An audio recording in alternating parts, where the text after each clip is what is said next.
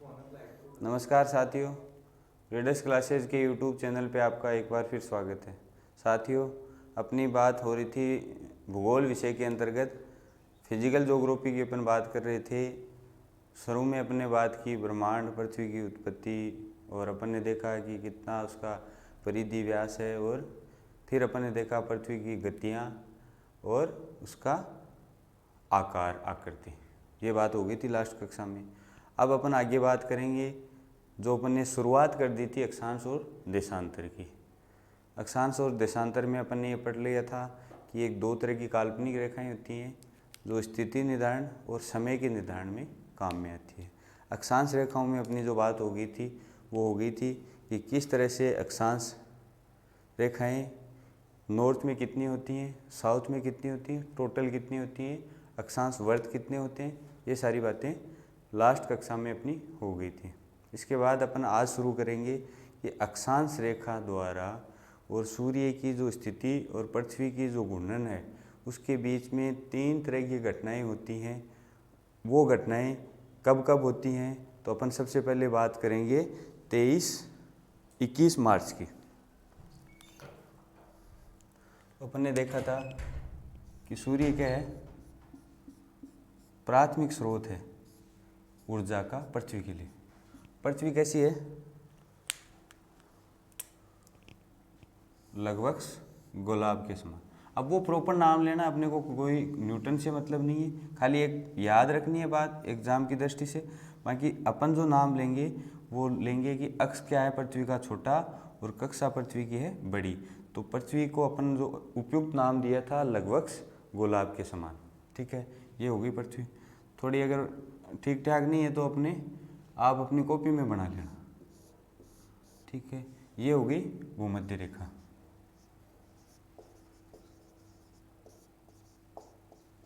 ठीक बात, इतनी बात अपन ने लास्ट कक्षा में देख ली थी। दो और अपन ने जब बात की थी कि अक्षांश रेखाएं कैसे बनती हैं, कि अक्ष के सारे कक्षा तल पर जो समानांतर कोण बनेंगे, जितने भी कोण बनेंगे कहाँ तक, उत्तरी ध्रुव तक, और जितने कोण बनेंगे दक्षिणी ध्रुव तक, वो क्या कहलाएंगी, अक्षांश रेखाएं कहलाएंगी। और अपन ने वो काल्पनिक रेखाएं बोर्ड पे खींच ली थी। पृथ्वी के ऊपर इस तरह की कोई वास्तविक रेखाएं नहीं है, ये केवल समय और स्थिति निर्धारण के लिए काल्पनिक रेखाएं मानी गई हैं। नॉर्थ में 90 हैं, साउथ में 90 हैं, एक हो गई भूमध्य। टोटल रेखाएं कितनी होगी, 191। वर्थ एक कम हो जाएगा क्योंकि जो सेंट्रल वाला है 2 बार काउंट हो रहा है, वो तो नॉर्मल सी बात है, कॉमन सेंस है, आप एकेडमिक में पढ़ के भी आए होंगे। ठीक है, ये अक्षांश रेखाएं होगी। अपन ने देखा था कि इनके बीच के मध्य भाग है उसको क्या बोलते हैं, कटिबंध। ये बात भी होगी।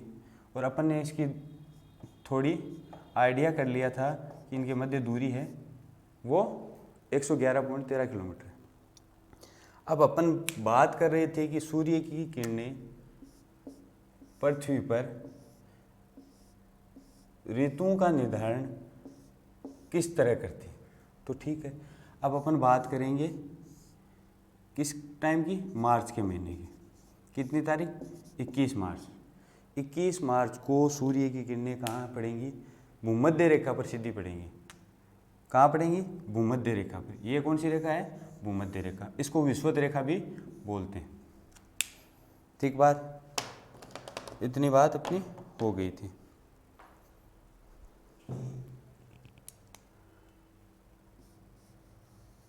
अब कौन सी घटना होगी, या एक तो ये कि दोनों ध्रुवों पे समान समय में क्या होंगे, दिन रात होंगी। मतलब एक की टाइम पे क्या होगा, उत्तरी ध्रुव पे और दक्षिणी ध्रुव पे दिन का टाइम शुरू होगा, पहली बात। दूसरी बात, अगर अपन भारत के संदर्भ में बात करें तो भारत कौन से गोलार्ध में स्थित है, पता होगा, ये तो पृथ्वी है। ठीक है, ये क्या है, पृथ्वी। तो भारत कौन से गोलार्ध में स्थित है, आवाज़ नहीं आ रही, जल्दी जल्दी रिप्लाई करो। हाँ पवन जी, आपका ठीक है, भारत उत्तरी पूर्वी गोलार्ध में स्थित है। ठीक है, तो यहाँ अपने एक छोटा सा एक डायग्राम अपने आइडिया के लिए बना लेते हैं कि जो उत्तरी पूर्वी गोलार्ध में भारत की स्थिति है। ठीक बात। अब मैं ये बोल रहा हूँ कि जो 21 मार्च को भूमध्य रेखा पर जब सूर्य की किरणें सीधी गिरेंगी तो क्या होगा कि दोनों गोलार्धों में समान समय में क्या होगा, दिन का समय शुरू होगा और दिन रात की अवधि क्या होगी, बराबर। और ऋतु कौन सी होगी, बताओ जल्दी से, बसंत ऋतु। ठीक जवाब, कौन सी ऋतु होगी, बसंत ऋतु। दीपक का सबसे पहले आंसर है, कौन सी ऋतु होगी, बसंत ऋतु। ठीक बात, ये हो गई बात 21 मार्च की। अपन किस संदर्भ में पढ़ रहे हैं, अपन पढ़ रहे हैं अक्षांश रेखाओं के संदर्भ में। अपना आज जो बिंदु है वो किस पे है, अक्षांश रेखाओं पे। जो लास्ट कक्षा आपने लिए है, पिछली जो कक्षा में अपन ने पढ़ा था कि किस तरह अक्षांश रेखाएं बनती हैं, किस तरह की इनकी स्थिति होती है। तो अपन ने एक बात कर ली 21 मार्च की, क्या होगा, दोनों ध्रुवों पे समान समय में दिन का समय शुरू होगा, दिन रात की अवधि क्या होगी, बराबर होगी और ऋतु कौन सी होगी, बसंत ऋतु होगी। अब 21 मार्च के बाद पहले कौन सी स्थिति आएगी, 21 जून।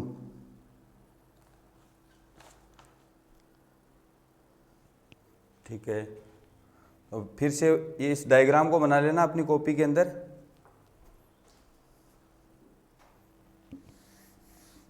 सबने बना लिया होगा।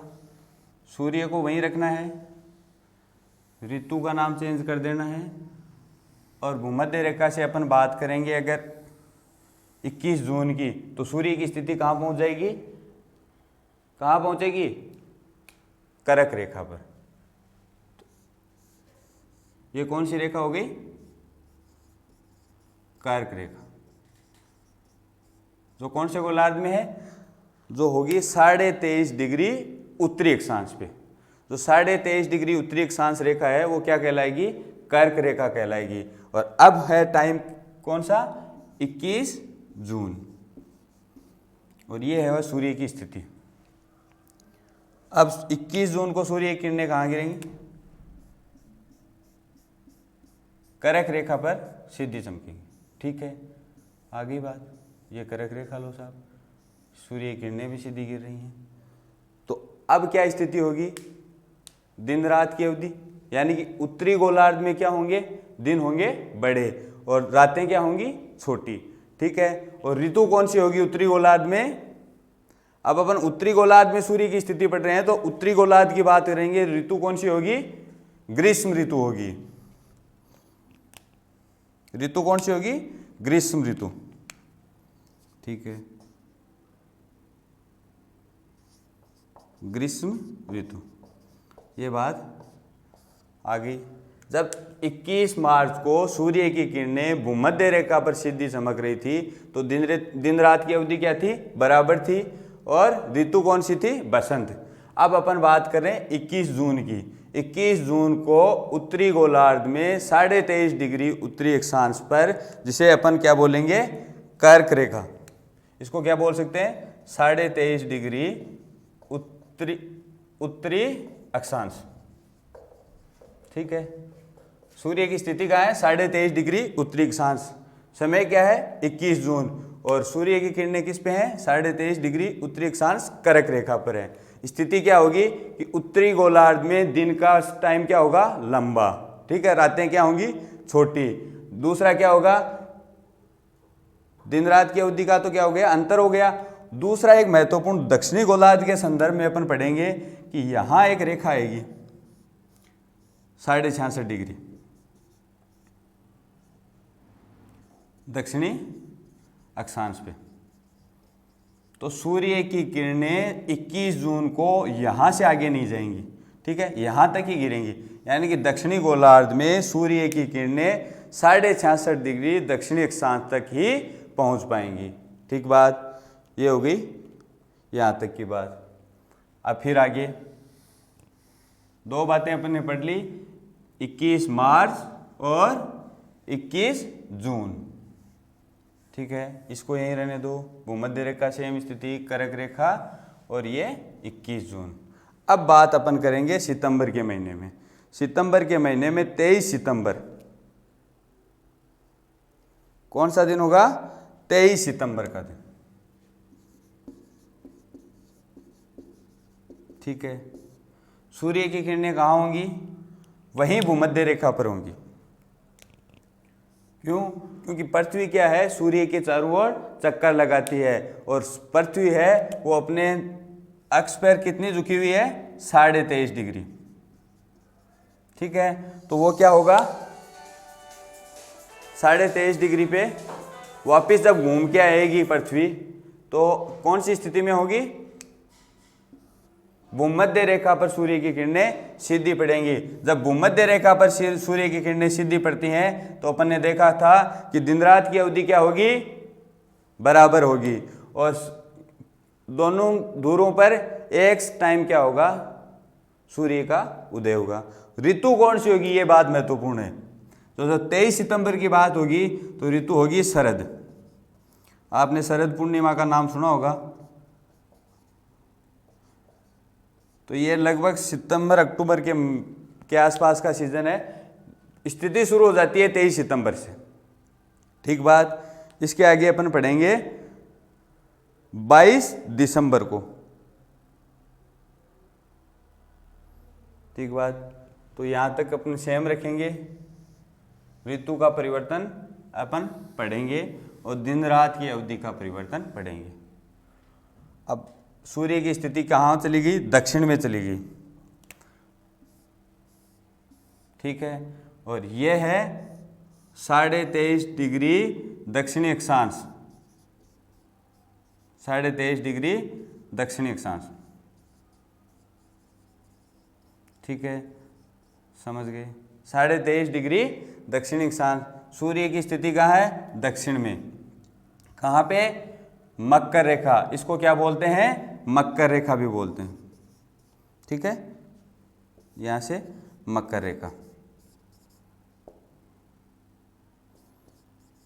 जब मकर संक्रांति मनाते हैं अपन 14 लगभग जनवरी के आसपास, तो अपने ये देखते हैं कि एक सूर्य मकर राशि में प्रवेश होता है। ऐसी पौराणिक कथाएं आपने सुनी भी होगी और वास्तविकता भी इससे है कि जब दक्षिणी गोलार्ध में सूर्य की स्थिति होती है और वो सूर्य की किरणें सीधी रूप से 23.5 डिग्री दक्षिणी अक्षांश पे गिरती हैं, अर्थात मकर रेखा पे जब गिरती हैं, तो वास्तविक स्थिति कब होती है, वो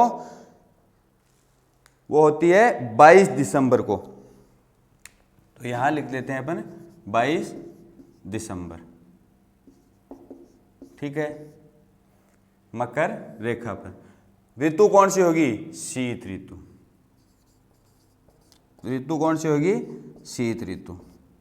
ये 4 वास्तविक घटनाएं जो अक्षांश के साथ अपने को सूर्य के चारों ओर पृथ्वी के चक्कर लगाने से बनती है। ठीक है, आज अपन वापस रिवीजन करने का प्रयास करेंगे। तो सबसे पहले अपन बात करते हैं 21 मार्च, फिर 21 जून, फिर 23 सितंबर और 22 दिसंबर। 21 मार्च को अपन ने क्या देखा था, 21 मार्च को स्थिति ये थी कि सूर्य की किरणें कहाँ गिर रही हैं, भूमध्य रेखा पर गिर रही हैं।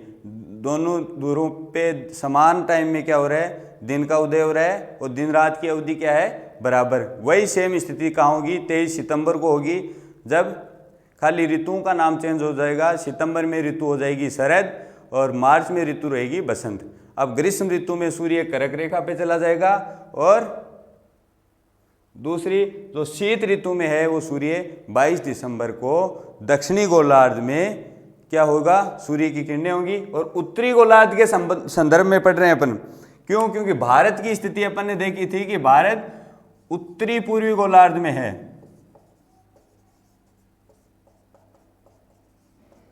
अब अपन अगर बात कर रहे हैं कि सूर्य की किरणें 23.5 डिग्री दक्षिणी अक्षांश में गिर रही हैं, तो यहां तो क्या होगा, मौसम क्या होगा, ग्रीष्म का।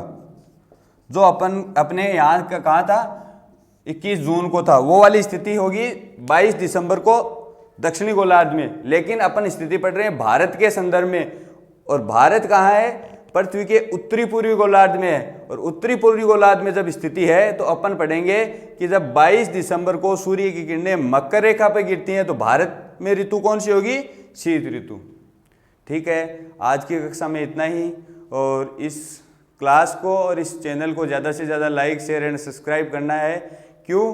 क्योंकि हमारा जो विज़न है स्कूल, कोचिंग और कॉलेज तीनों का फ्री ऑफ कॉस्ट इस सेशन पढ़ाने का, वो फुलफिल हो सके और ज़्यादा से ज़्यादा लोगों तक ये बात पहुंच सके। धन्यवाद। जय हिंद, जय भारत।